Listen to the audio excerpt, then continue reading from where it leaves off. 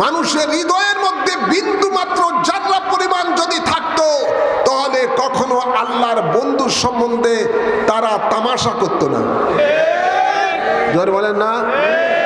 আল্লাহর বন্ধুর নামের উপরে এক এক সময় এক একটা শব্দ ব্যবহার করে মানবরূপী শয়তানেরা যে দুঃসাহস দেখিয়েছে, ওদের কারণে আজকে বাংলাদেশের মধ্যে বিরাজ করতেছে।